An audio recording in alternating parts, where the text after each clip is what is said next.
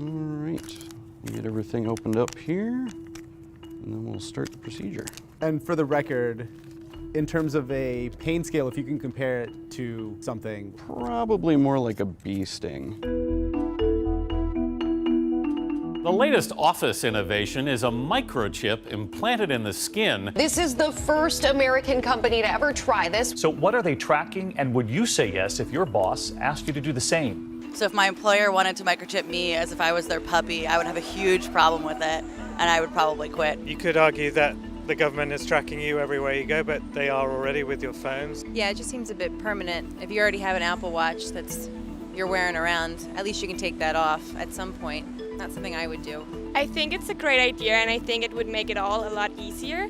I just think that you have to back it up with maybe some doctors saying it's good for your health, and then I think I would do it. 3 Square Market is a company working on one of the biotech advances at the forefront, implantable RFID or radio frequency ID microchips. The tech has been around for decades, used to track pets, packages, and livestock, but now the Wisconsin-based company is trying to make the implants mainstream.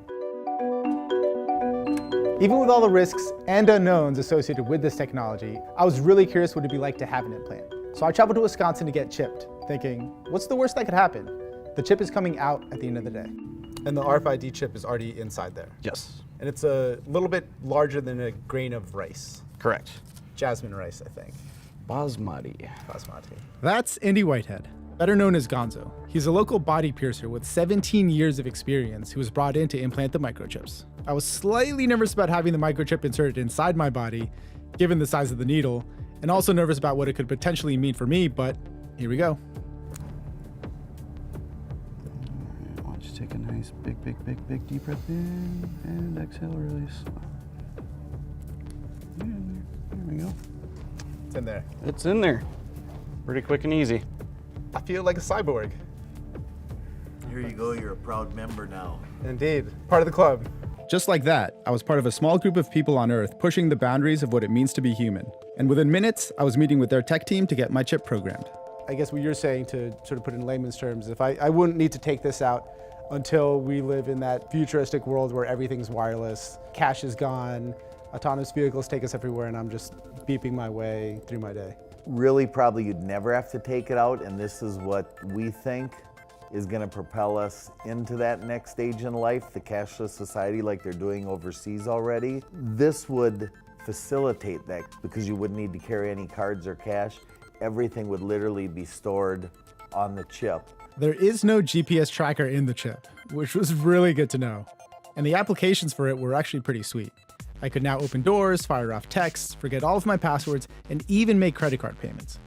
I started to wonder, is it worth getting this thing removed? And what I'll do is I'll set yours up so that I can make a phone call off of it right now. Success. Stuck in this internal debate about whether to keep the chip, I thought I'd talk to some employees to get their take. One who has the chip and another who opted out. You know, I wasn't opposed to it, but they had so many people that wanted the chip that I felt I would just wait for a few months and see how everybody reacted to it, if anybody got sick from it, anybody got infections, any of that stuff. And it's everybody that has gotten one has been just doing just fine on it. You got chipped on your very first day. I guess the number one question I have is why? Like, why did you feel you had to do it besides seeing everyone else? So I found out through social media that the company that I was moving from Colorado to come to Wisconsin to work was optionally microchipping their employees. It sounds really futuristic and bizarre. And at first I wasn't gonna do it. And how much information did you have? Did you know that you could open doors? Sure, but how much information do you have about the chip in general? All of the questions that the news were asking, all the questions the employees were asking, all the right questions, the nitty-gritty questions were there. So I knew what it was made of, I knew what it could do, what it could do in the future. I was well educated before getting a microchip in my hand. They offered to take it out at the end of the day, and I was like, absolutely don't want this thing in my body longer than it needs to be. And I'm kind of having second thoughts. I think it might be fun to play around with it some more. I don't know, I'm having some thoughts, some inner conflicts about whether to keep it in or take it out. Upon application, there's a risk of infection, but beyond that, are there any downsides to having an RFID chip implanted anywhere in your body? This is an approved device. There's been nothing that has come out since 2004 that has done anything to change the FDA's stance on it. Well, for one thing, I'm not sure it's been conclusive whether or not these are safe for the human body. I know the FDA approved them years and years ago, but I think long term is sort of when we find these things out. That's Michelle Demoy. She researches how new technology could impact personal privacy. Along with health complications, I was also concerned about the security of the chip itself. Just how safe was my personal information on the chip? And was it safer there in my hand than in my wallet or phone? What ends up happening in a lot of situations with technology, and you can even point to any of the major tech companies that you interact with on a daily basis, they start off wanting data for one reason and end up using it for many other reasons. And so that switch of what your expectations are, is a little different when you are using a device or service where you ostensibly have an ability to walk away from it. And when you have something implanted in your body, of course, that removes that ability. 34 billion avenues exist for your information to travel down every single day. Everything you do, whether you're checking Facebook, checking out at the supermarket, driving your car, anything, your information's everywhere. Say I was sitting at a booth at a diner, because it doesn't have to be a line of sight read. It could go through a Band-Aid and potentially through a box or something thicker. Say someone was hoping to steal someone's identity, they're just scanning randomly in a restaurant. Could they pick up my information? Is anything unhackable? That's a stupid word. There's a reason why it's not in the dictionary. If you take the RFID chip that's now on every credit and debit card in this country and in the world, you have more problems with that, because the reality is the thing that's in your hand has a 256-bit encrypted password that get into it. It's significantly harder to try to take anything off of this than that card that's sitting in your wallet right now. Well, I think one thing that people forget is as technology gets more and more sophisticated and evolves, the technologies to break it also evolve and get more sophisticated. And for the moment, am I okay? I would say that you're okay. I would say you might want to think about whether the long-term use of it puts you at a higher risk than the benefit that you're getting. You might have a curiosity as a journalist and want to kind of see how this works. But I think beyond that, if there's no benefit to you, I would say take it out. Even though there are a lot of lingering questions about this technology, I decided to keep the chip anyway. So for full disclosure, I actually got microchipped.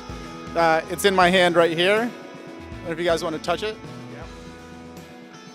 God, why would you do that? Truth is, the potential of this technology is vast. It's being tested for security checkpoints and military bases. Doctors are using it to better track patient health data. In Sweden, chipped residents are using it to pay for things, like their train commute. And it could even help make the smart guns we've seen in movies like Skyfall a reality. Encoded to your palm print so only you can fire it.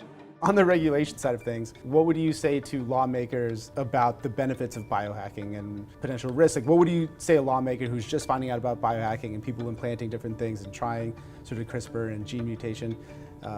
What's your message to them? It's basically what you don't know.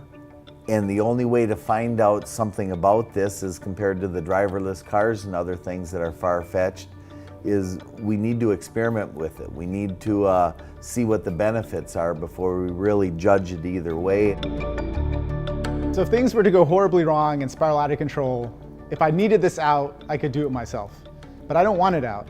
It's a funny feeling being at the frontier of wearable tech. So for now, it'll just sit there, tucked under my skin, the start of a question about what it really means to be human.